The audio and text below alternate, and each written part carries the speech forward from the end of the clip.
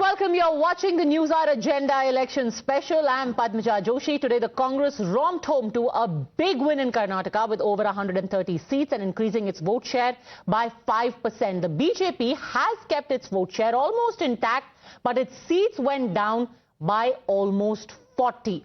So what has led to what can only be called a complete rout for the Bharatiya Janata Party? Did anti-incumbency spell their doom? First, let's take a look at how the numbers compare last time to this year, region-wise. Because remember, no conclusion can be easily arrived at in Karnataka. Each region votes very differently, has a very different demographic makeup, and that's what we have been talking about throughout. First, let's take a look at central Karnataka, where the BJP seat share has gone down from 24 in 2018 to now it has 6 seats. The Congress from 11 last time around has almost tripled. They are now at 26. The JDS also surprisingly has managed to end up increasing its share in central Karnataka from nothing. Even they now have 2 seats. The vote share is also the really interesting story. Take a look at the vote share of the BJP, which has gone down by 7% in central Karnataka. This one area where Mr. Yediyurappa had been given the command to ensure that his stronghold remains secure, that the Lingayats stay within the BJP fold. The Congress, on the other hand, has ended up increasing its vote share by almost 10%. From 35.97%, they have gone up to 45%. The next area we're looking at, coastal Karnataka, for days altogether, every analyst, us included, were talking about how coastal Karnataka is a given for the BJP. Even exit polls had shown that they would end up getting 16 and 3. 16 for the BJP and 3 for the Congress. Because whether it comes to Uttar Kannada or Dakshin Kannada, Udupi, all of these areas were thought as a bastion, almost unshakable. But take a look at what the results show. From 18 seats, the BJP has now come down to 12 seats. The Congress has increased its tally from 3 to 8, and in terms of vote share, the BJP's vote share hasn't substantially decreased. It has just stayed at 48.27% from 50.99%, but the seat loss has been greater. The Congress, on the other hand, has gained about 5% vote share in coastal Karnataka as well, where the only safe seat perhaps was the one which was held by UT Khadar, yet they have managed to increase their number of seats. Old Mysuru region, lot of focus, lot of hectic campaigning. How has it worked out for the BJP? Their whole focus was to try and get the JDS vote away. In 2018, they were at 9. But they've actually now come down to 4. Who has gained? A whopping gain from 17 to 36, which means in the old Mysore region, the Congress's seats have more than doubled. The JDS has been dented. From 27, they have come down to 14. But look who they benefited. The Congress. The Congress not just took away what the JDS had to lose, but gained beyond that as well. The vote share. The Congress from 34% has gone up to 41% in terms of votes. The JDS has lost 8% in the old Mysore region, and that 8% almost entirely. Look at the difference. Congress from 34 has gone up to 41, roughly 7 point something, and the JDS's loss is 8%. So that entire vote has transferred straight to the Congress. Greater Bengaluru is perhaps the only area that gives a little reason to cheer to the BJP. It's the silver lining. The last 2 days, the last 2 road shows of the Prime Minister, or call it some other reason, or call it the urban affinity that the people have for the BJP. But from 11, they have grown to 16 in Greater Bengaluru. The Congress has lost 1 seat. From 17 last time around, they have come down to 16 in terms of vote share also. The BJP has made a marginal increase. It's a 5% increase. A 5%. All right, it's quite substantial actually. Yeah. From 39%, they have gone up to 44.66%. Yeah. The Congress has also increased its vote share here. From 40%, they have gone up to 41%. The other area is also what can easily be called the vote getter for the Congress. In addition to Old Mysuru and Central, large gains in Kittur, Karnataka, known as the erstwhile Bombay, Karnataka. In Kuttur, Karnataka, the BJP was at 30, their seats almost halved. Now they are at 16. The Congress, on the other hand, from 17 have almost doubled. They are at 33, and the JDS has gone down from 2 to 1. Look at the vote shares here again. BJP has lost 3% and the Congress has gained 5%. An average gain of 5% can be seen pretty much across the board for the Congress, barring in the greater Bangalore region. And finally, in Kalyan, Karnataka, which is now well known as the area where Mr. Mallikarjun Kharge in Gulbarg has a very strong, very strong hold in that area. His son contests from that area. There, the Congress has made gains, but not as much as anticipated. From 15, they've gone up to 19, and BJP from 12 has actually come down to 9. The JDS from 4 has gone down to 2. So if there is one party that has grown across the board, it is the Congress party in this election. So what does this data tell us? The message, the writing on the wall is very clear. The Congress has gained in practically all areas, like I said, but the gains are most pronounced in 3 regions: Kittur, Karnataka, Central Karnataka, Old Mysore region. It seems that the BJP's hectic campaign in Mysuru did dent the JDS, but the gains were wholesale transferred to the Congress. The only region where the BJP has some reason to be happy is Greater Bengaluru. So while the cities and urban areas have continued to back the BJP, it's the rural areas that have moved decisively to the Congress, at least in Karnataka. And that, in the long run, will be a pattern or mantra that all non-BJP parties will hope to emulate across India. Now, if we are talking about these takeaways, let's take a closer look at some of the seats which give us an example of how these takeaways are borne out on the ground. Let's now take a closer look at some of the seats in Karnataka, which will help you understand how we have arrived at those conclusions. Does data on the ground really bear it out? Let me, for that, take across with me to our LED screen JVC Sriram, political strategist and commentator, and Jem Rook, who is going to closely analyze cephalogically these seats. So when we talk about Central Karnataka, that was region of concern number 1. Yes. Is it fair to say the Lingayats haven't consolidated behind the BJP the way they had hoped? Yeah. Now let's look at the tally in Central Karnataka. 6 for the BJP, 26 for the Congress, 2 for the JDS, 1, in total 35. It's a complete reverse of what it was last time. Last time the BJP had 25 out of 35 here. Now I think the real shocking message... the Lingayat seats separately? Let's try and take a look at the Lingayat seats. Sure. I'll just complete a little bit of the vote share wise talk here, and then we get into the Lingayat seats as well.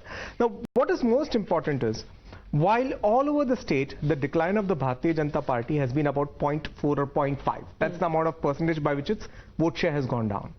What would be shocking for the BJP leadership as well as for Mr. Yediyurappa is that it is only in this region, okay, where it suffers the worst vote share damage, minus 7%. So while this overall state average, the depletion is only about 0.4 to 0.5, minus 7 is coming from... So who has this Lingayat vote gone to? Absolutely. This Lingayat vote could have perhaps gone to the Congress. We can go to the spider web for that. Is it surprising to you can look at the because, Lingayat vote. You know, Lingayats and Vocaligas have traditionally not been together behind any one party. Now for the Lingayat vote to also consolidate behind the Congress, are they just angry with it? It is going back to 1989. The last election I can think of where Lingayats probably were rock solid behind Congress, because Virendra Patil was the chief ministerial candidate. That was the election.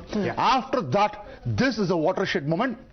Because even in 2013, the Lingayats vote were divided. Some went to BJP, many went to Yediyurappa, and some went to Congress. But this is a complete movement, and it requires a lot of research. But that historical animosity which was there, now part of that has been controlled. Completely controlled. Look at the vote shares here. Lingayat decisive seats. The BJP at 38, the Congress 43. At 43. So that is the real suffering. As I said, in all across central Karnataka minus 7%. Here also the Is gap. there any way to see how this was in 2018? Yes. And how much of a shift It there has should be been? 62 or something of that kind in 2018. So the Lingayat decisive seats, a greater percentage, almost 42%, Yes. are behind the Congress. Correct. And Yeah. in their 30s, Now, if they you are look behind at the BJP. Yeah. Now, And here are the comparisons. comparison. You see, 39.6. It's a minor dip. But the problem is, a whole host of that dip, as well as what the JDS has lost, has gone behind the Congress. Thereby giving the Congress a sort of landslide in these seats. Now, if we take a look at Kalyan, Karnataka, first explain to me the shift in Kittur, Karnataka. Yeah. This again was an area that you said Yeah. BJP is quite comfortable in. Yeah. Now, we were expecting the BJP to be very comfortable in Kittur, Karnataka, primarily for two reasons. One is, it is the original bastion of the BJP. You know, it's the Bombay, Karnataka, from where the BJP sort of starts growing in 1991, Bombay and coastal Karnataka. Do you think the rebels here have posed a problem? I don't see as much as the rebels, but it looks like genuine anti-incumbency, because in the morning when we were looking at the leads, a lot of the deficit, a lot of the trails were also coming from areas where the BJP had fielded locally prominent families, from the families of the Kattis, the Jarkiolis, the Jolles. So which are the exact seats in Kittur, Karnataka, which the BJP has lost? Well, these seats are actually spread across, but what is becoming increasingly clear is that other than the family seats of the Jarkiolis, the Kattis and the Nirani, you know, that is Jamkhandi and Bilgi, other than those seats, everywhere else the BJP seems to have taken a beating. The two more factors. There are two districts which I would like to have a look at. One is the Belgavi. We spoke about Belgavi because it has got 18 seats, and Let's take a look at Belgavi. BJP performs exceedingly well. Even in 2013, they could win only, Congress could win only in 6 seats. But now if I look at the Belgavi map, I don't need to even look into, I don't even need to look into the data. The map tells me clearly. Well, let's do a map compare. Let's do a map compare between, okay, here, take a look, 2018 to 2023 in the Belgavi region. Look at this is the kind of map which you're having. In 2018. And this is where very small pocket. This is the point I was telling you. These are the family strongholds of the Jarkiolis and the Kattis over here. Maybe probably Ballard must have also won. Ballard. But other than the family strongholds here, everything else has turned green. So basically, if we just give some space to the viewers here, this is the area you're looking at, which was all saffron here, and it has turned to green. This is the Kittur, Karnataka problem area that And number two is, in Kittur, Karnataka is where from the Chief Minister Boma is coming, the Haveri district. It has got 5 seats if I'm right. Yes, Haveri, yes. And I think, looking at this map, I think they have suffered there also. Congress. All right. Now, two more specific sectors that I want to see is Dalits and rural vote. Is it fair to say that the rural vote is a real worry for the BJP? Now, remember, in most of the elections that we have compared, let's pull up the rural seat. In most of the elections that we have covered, whether it be in Gujarat, whether it be in Uttar Pradesh, even in Gujarat, where, by the way, when I traveled, the cotton farmers, the peanut farmers, Mungfali is a very big crop over there, they weren't happy. They weren't happy with the kind of money that they were getting, but even then in Saurashtra, an area where the BJP changed many of their candidates, they ended up getting rich dividends. If that rural vote in Karnataka hasn't backed them, this could be a worry. What does the data Look at the breakup. This time 36, the 166, 109 to the Congress, 36 to the BJP, 18 to the JDS and 3 to others. You know, we can even quickly do a comparison. Okay, we will go here. We'll go for vote share. And we will do BJP. Okay, and we'll again hit the vote share button. Okay, great. The vote shares are here. 2%. So it's actually declined at least 2%. So in the rural areas, BJP's vote share has gone down by 2%. 2%. What about the tribal cluster, the ST cluster? There also there has been a decline of 2.5%. 2.5%. Wow. The only place, actually, interesting that you see this, the only place it has seen an increase urban is 1% and in Bokaliga. urban SC. and 3% in And Bokaliga. you can see also SC here. Okay, even 29.91, 30, 0.5% increase. You know, this is the point we are making, you know, Padmaja. There is a subtext to this election mandate. Whatever the BJP attempted to do through the reservation pitch maybe it worked. Whatever it did for the old Mysore push, the southern Karnataka push that we were talking, it yielded some vote share gains. In urban seats, they haven't. Yeah, no, in the Bokaliga belt, they lost seats. Yeah, it's actually a simple phenomenon of the first past post system, where the IOU against the BJP is heightened. The index of opposition unity has gone up. It practically looks like a tacit transfer of JDS vote to Congress all across. So let's open this up. And one small thing which I want to say is, wherever they've gained, but in Okaliga belt they don't have the party infrastructure. If they had gained this in Kittur, Karnataka, it would have resulted in seats. Brilliant point. Now, because in old Mysore region, I have gained, but I do not have the infrastructure, party infrastructure to convert that vote share into seat share gains. That has hurt BJP very badly. Okay, so let's open this up and take this across to our guest, Sanju Verma, national spokesperson of the BJP, Sanjay Jha, author, Ashutosh, political analyst, Sridhar Ravula Reddy, senior leader of the BRS, and Subhash Gangadhar, spokesperson of the JDS, joining us. Sanju Verma, गरीबों की party लाभार्थी जो कि ज्यादातर गरीब होते हैं, they are largely people who are in rural areas, those who are backward, but 2% vote share has been lost by the BJP in Karnataka of these people in the villages. You know, Padmja, I was listening to your analysis, and I think the key here is what I always say, that in the last elections, despite a higher vote share, I'm talking of the 2018 Karnataka Assembly elections, BJP was at 36.35 in terms of vote share and the Congress was at 38.14. They were unable to convert a higher vote share into winnable number of seats. And I think this time that is exactly what has happened with us. Despite having lost our vote share only marginally, from 36.35, the last number I saw was we are at 35.8%. But even with 35.8%, which is almost what we had last time, we have been unable to convert that vote share of 36% odd into the requisite number of seats. That is why you're seeing that the seats have come down by about 40 or 42 odd based on last tally.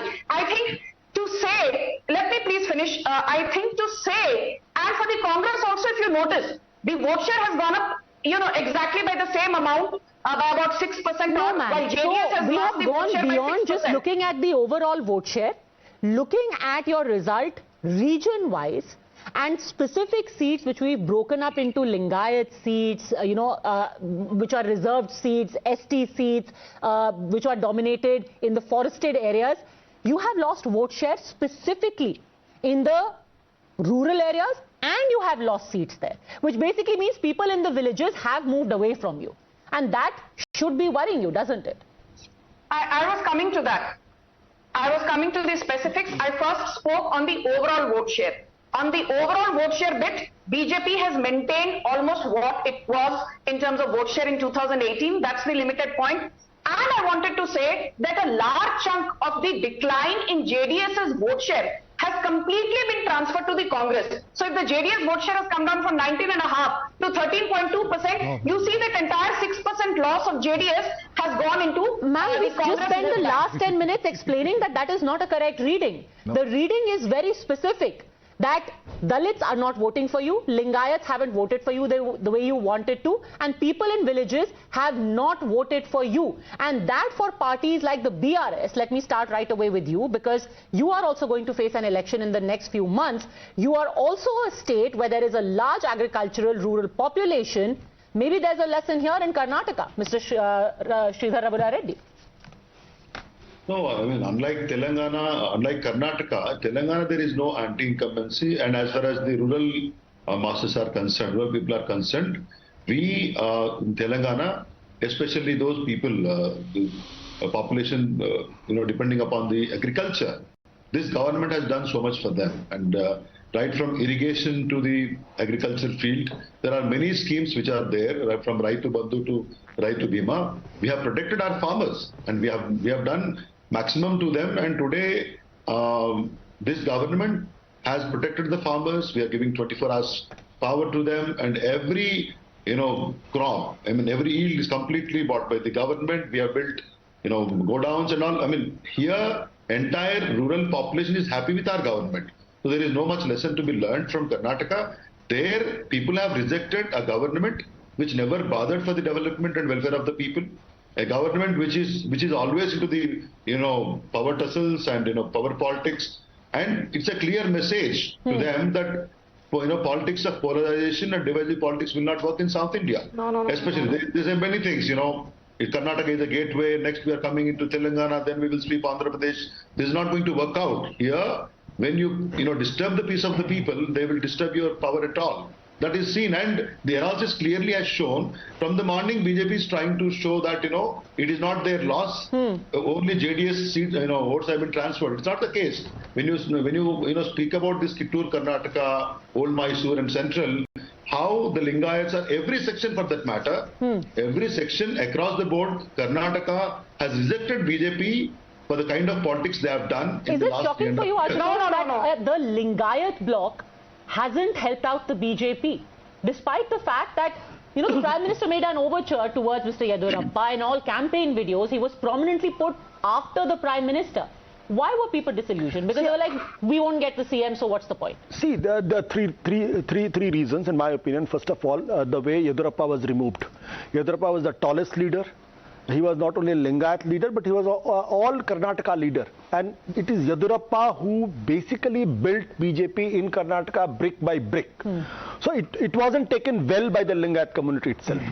Second point, I think Mr. Bommai replaced Yediyurappa, but he proved to be a non-performing chief minister. That has also gone down. Instead of Bommai, if some dynamic leader has been from the Lingayat community was made, then probably things would have improved. You think now in hindsight, maybe if Mr. Yediyurappa's son would have been given earlier in a more prominent role? I don't think so. Then let's not forget it. One of the pramukh of the Lingayat Mutt, Dingleshwar Swami, he made a statement, a startling statement in a public rally.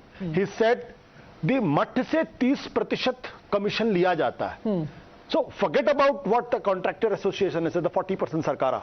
Here, one of the pramukh of the Lingayat Mutt was accusing the BJP government that their workers or whosoever was asking for 30% bribe. So if Lingayat has been a social base of the BJP, then obviously they should have their concerns should have been taken care of. So Sanju Verma and don't forget, after that statement, the Bommai has said that Dingleshwar Swami is a great man. So it's not that he was some ordinary person. So the Congress right now has Ahinda plus little Vokaliga and littler Lingayats with them. You will have to go back to the drawing board about what your core vote bank is now in Karnataka. Padmaja, I will say this, and just because we faced a defeat in Karnataka, our ideological template does not change, and nor does our persistent campaign to get votes on the basis of growth and development change. And I just want to say this, I've said this on your channel on Thursday, as recently as Thursday, and I'll say this, that the women voter bank, the so-called silent voter base, they voted hands down for the BJP in Uttar Pradesh and Uttarakhand, showcasing that there is a pro-incumbency rather than an anti-incumbency for the BJP. Now, I agree with you, we need to go to the drawing board because as we discussed on Thursday and the numbers showcase now, be it Hyderabad, Bombay, Karnataka, Central Karnataka, the Congress has certainly done vis-a-vis women voters specifically, JVC has a point for you. Continuous trackers of mine clearly showed that 3% women were voting more for Congress in Karnataka. Why? Because of the guarantees which Congress has promised. Because these, see, whether they implement it or not. But the BJP said that we have already implemented the free bus rides, that we are also giving free cylinders, they promised. They also made promises. So, see, the point is that when did they come? Made it a highlight. When did they come? There are two things. Now, Priyanka Gandhi landed in January in Bengaluru and made this promise saying that I am Nayaki, I am giving 2,000 rupees to every woman in the household. But then she went back. She went back, but the Congress party on the ground went door to door campaigning this. Now, on the contrary, BJP in its manifesto just 15 days before the election day released the manifesto, and unfortunately, I can tell you that not many of the BJP leaders had even talked about it in a public meeting. So, Sanju Verma, another group that you were banking on has shifted to the Congress, women. I think as your analyst said, the women, I think, should have been informed perhaps well in advance, but to say that the BJP did not promise the needful in the manifesto, I think that is a whole lot of hogwash, because we also said we will give free cylinders free. We said we will give 1 liter of or half liter of Nandini milk every day. So I don't think this is about Mrs. Verma, I'm not saying you didn't promise. Please let me finish. Let me finish. This is not about freebies versus welfareism. But then are you saying that Congress ran a better campaign and communicated better than you? Essentially, that's what you're saying, that हमने भी promise किया, लोगों को पता नहीं चला. No, what I'm saying is that 82% of the Muslim vote bank, while the entire Karnataka Muslim population is barely 12 to 13%, 82% of the Muslims in the Kodagu region and in southern Karnataka voted en masse for the Congress, whereas the Hindu votes got divided and the BJP suffered as a result. Whether you like it or not. Okay, very quickly, I think everyone wants to respond to this. Yes, Sanjay Jha, you first, then Ashutosh. Yeah. Padmja, I think the one thing that we all need to understand is that the Indian voter, with every new assembly election or a general election, is getting more prudent, wise, and can discriminate between what's right and what's probably a spin. Every party, yeah, the BJP had a manifesto. I think the BJP spokesperson is right. And they may have, talked about some welfare steps, etc. But the dominating theme of their manifesto was the Uniform Civil Code. Now, whether they implement it or not, that we don't know. They only talked about NRC. Correct. Whereas you have to ban the Bajrang Dal. Yeah, right. No, we are talking about the different states where they have made similar promises, right? We've seen they haven't done anything about it. No, there they have put up committees, but you'll have to ban Bajrang Dal. So end of day, I think the BJP's narrative was about Bajrang Bali when Mr. Modi got into the act. You know about how they went around even dragging Imran Pratap Garhi for some kind of shairi he did with Atiq Ahmed earlier. So I think the whole theme of the party eventually relied on polarization at a ground level. But I think the BJP should have known their own data. It doesn't work in the whole of Karnataka.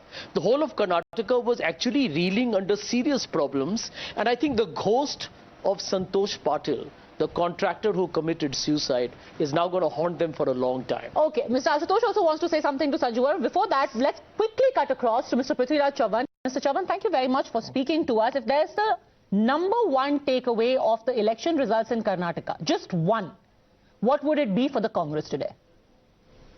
Well, I think the one takeaway would be that you must let the election be contested by local leaders.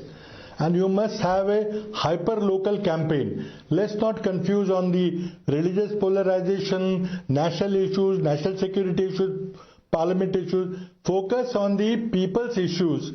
And therefore, this campaign was led by local leaders and the issues were hyper-local. I think that will be the main takeaway from this election. And in that, do you think that it's also going to be a model now in Madhya Pradesh, where local leaders will be allowed to decide their strategy and not have any ideas or decisions foisted on them? Not only Madhya Pradesh, but all three states, Chhattisgarh, Madhya Pradesh and Rajasthan.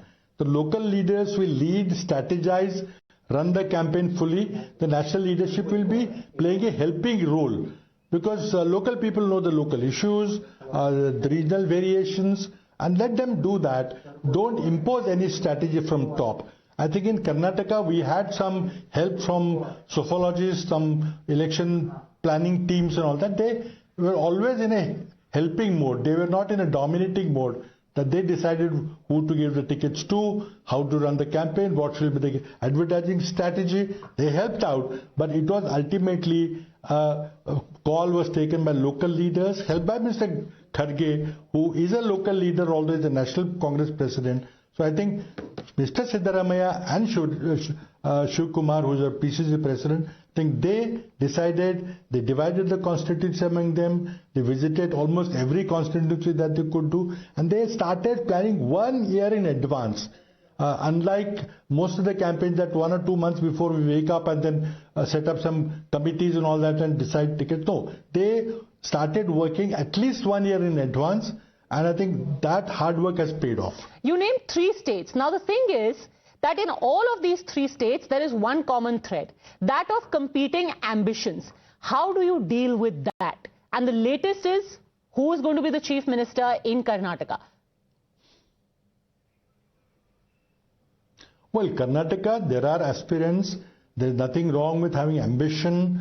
After all, everybody wants to reach to the top of his or her profession, whatever the calling in life is. There's nothing wrong with that. But there is a mechanism.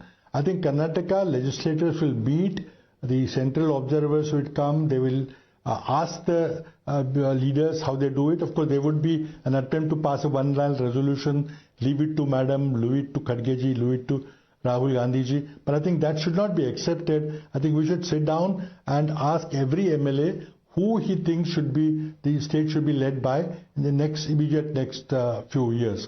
I think that should be done. I don't know what should be done, but I think it is not a good practice that you take a one-line resolution, go to Delhi, and Delhi then some contabulations take place and then a name is announced from Delhi. That should not happen, because there are ambitious leaders, they have competing interests, and there's nothing wrong with that, but it should not lead to ugly infighting. And I think it can be handled amicably. It will be handled amicably, and we'll have a new chief minister very soon. You know, this takes me back to 2018, because that was also a time when the BJP had lost Rajasthan.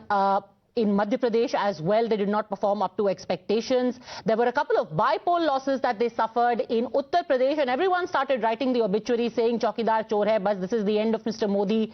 20 seats will come, the RSS will sideline him, and then he came back with a bigger majority. Do you think that people who think that this is the beginning of the end of the BJP are celebrating prematurely and perhaps foolishly? No. I would never celebrate prematurely, never write off BJP at national level at all. The mistake, that will be a great mistake. No, I think we'll have to fight every election as it comes. First, the 3 state elections. We have to win those elections. But this Karnataka win and a massive victory has given a shot in the arm, without a doubt. And the entire party was charged with the Bharat Jodo Yatra. But that Bharat Jodo Yatra alone would not have delivered victory. It was the groundwork done by the local leaders. The exactly same thing will have to be done in the next 3 elections. Now, I know Madhya Pradesh, Mr. Kamal Nath is working very hard at the ground level. The Rajasthan leaders are also working. Of course, the differences in Rajasthan will have to be patched up. And in Chhattisgarh also there are competing interests, but those leaders have delivered a good government. There was a massive mandate in 2018. I think we'll be able to retain Chhattisgarh also. But yes, it's a healthy practice. If there are competing people who want to lead the state, there's nothing wrong with that. But there is a way to end the infighting, to dispute resolution, what happens there, and then ultimately work out a power sharing formula. This can be done. And well, you call it a healthy competition, not entirely sure. And Mr. Ashok Gehlot is going to agree, even as Sachin Pilot's Yatra is underway. But thank you very much, Mr. Prithviraj Chavan. Congratulations to you. Hard fought and hard won election in Karnataka. Thank you very much for joining us. I think he hit the nail on the head when he said, local election, hyper-local campaign, and for a change, it was only, I think, the first rally that Mr. Gandhi held where he talked about Adani, and then Adani also was pretty much left out of the picture. Could this be a template now for the next few assemblies leading up to Lok Sabha? See, I think the Congress there's a new model is evolving in the Congress for contesting elections, and this has started from Himachal Pradesh. Even in Himachal Pradesh, Rahul Gandhi did not visit. Priyanka Gandhi made certain news. The entire campaign was run by the local Congress leaders over there. Even in Karnataka also, when there was apprehension that central issue, the national issues might be invoked over there. But the local leaders obviously registered, and it has also created a kind of a image that the BJP is over-centralizing everything. Everything hinges on Mr. Narendra Modi. If he delivers, then the BJP is victorious. If he fails, then the BJP is not victorious. It's like Sachin Tendulkar, entire batting is dependent on Sachin Tendulkar. If he scores century, India wins. If he loses, if he is out on duck, then India loses. I think BJP has to think about it, how much they can be dependent on Narendra Modi for winning election. In this election, the Labharthi Yojana, which in the UP election was tom-tom that everything was worked because central agencies are working. What happened to that in Karnataka election? It did not work. And about the Hindutva thing, BJP got 36% vote share or 35% vote share. That means out of 80% Hindus, only 36% voted.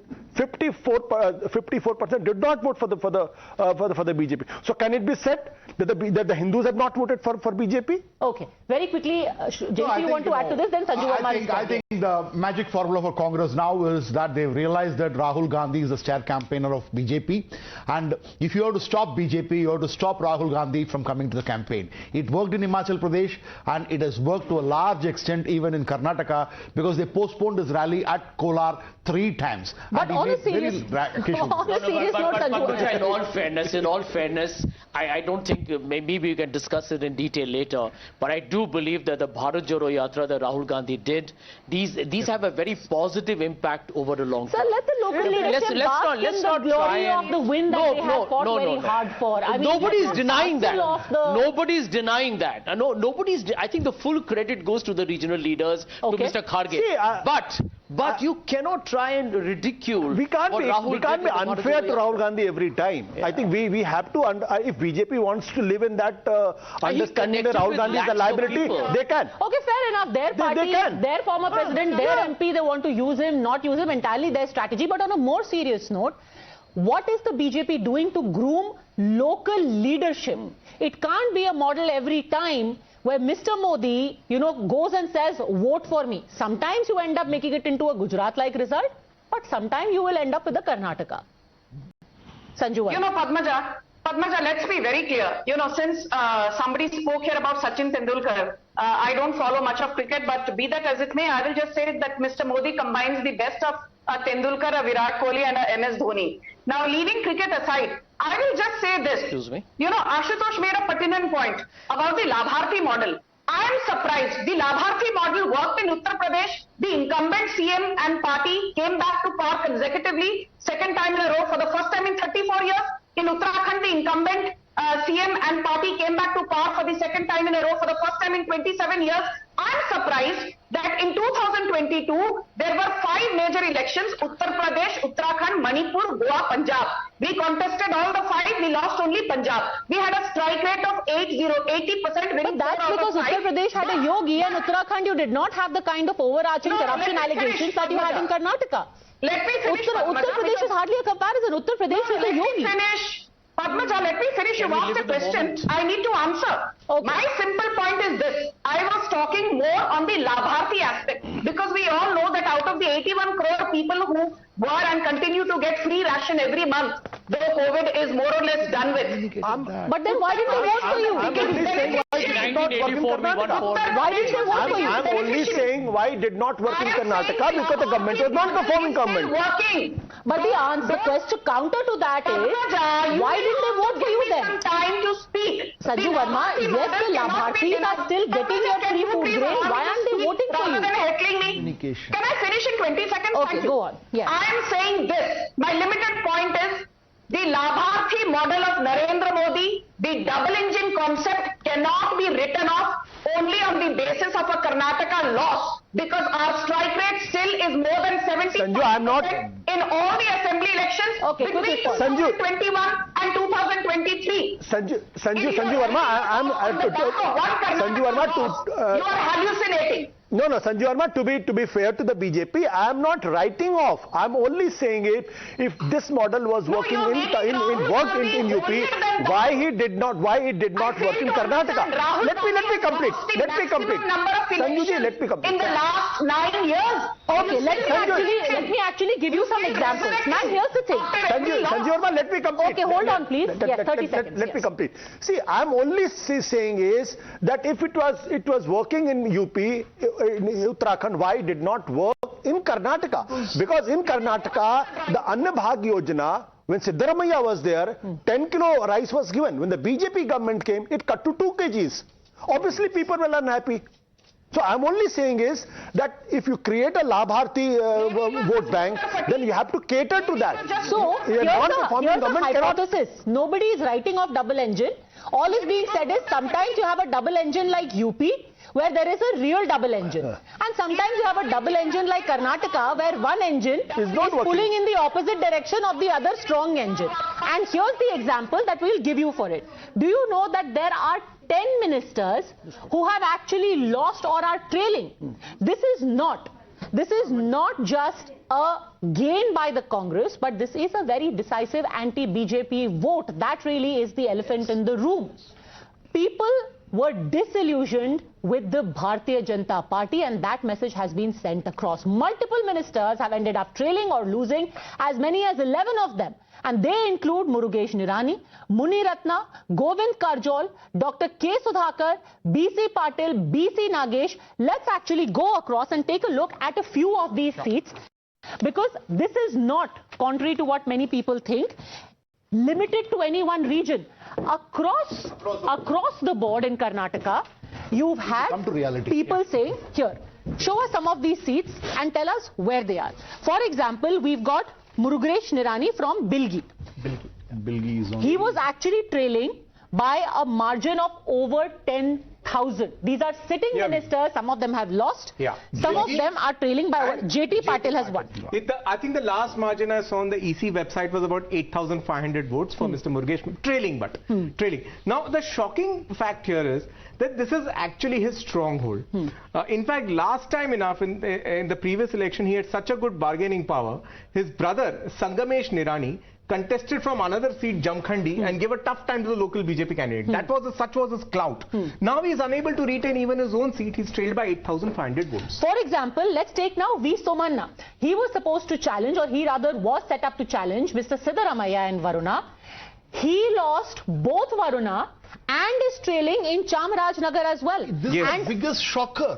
Because Somanna he was such a strong man that he was supposed to be tying down Mr. Siddaramaiah. You know, in Chamarajnagar he was in charge. He was in charge. And again, he came from Congress. In Chamarajnagar, it's the incumbent Congress guy who ideally should have had some anti-incumbency or should have faced a tough challenge from a heavyweight like Somanna. He continues to retain.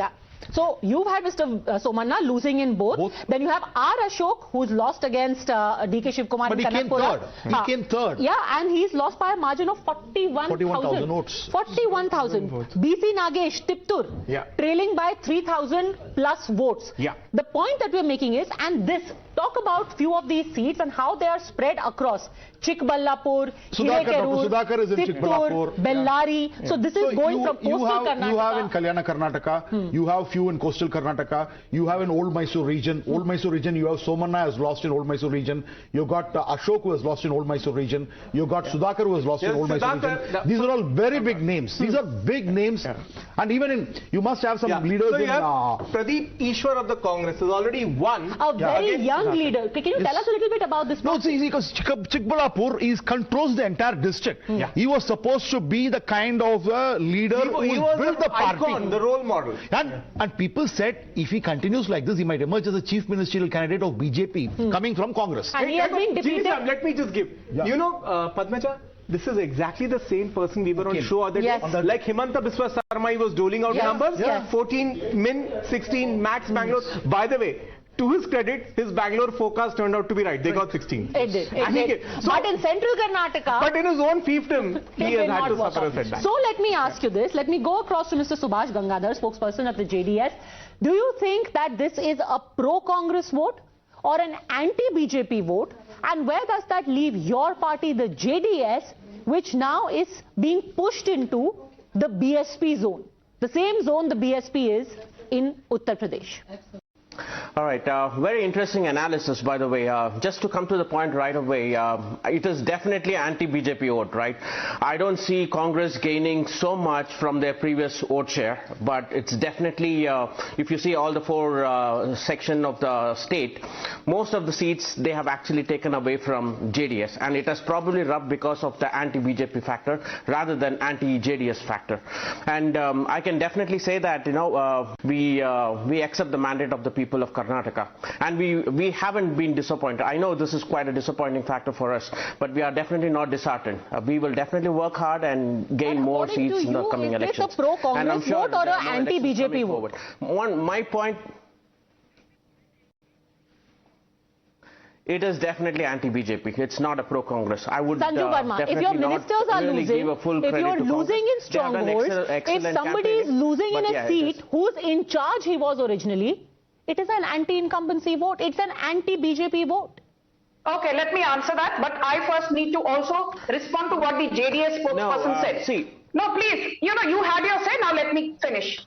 You said that this is an anti-BJP vote. I will respond to that in a bit. But in Old Mysuru, taking a cue from the numbers that Padmja gave a couple of minutes back, your tally in Old Mysuru region has fallen. I say you as in JDS from 27 seats to 14 seats. That is a decline of 48%. So you are the last person. BJP will go back to the drawing board. I'm saying that again and again. But we don't need lessons from the JDS. You should not be preaching today. You should not be preaching today. Ma'am, let's talk about your votes and your ministers. Yes. Your sitting minister has lost from 2 seats. There needs to be a recognition of the people's anger. I'm coming to that.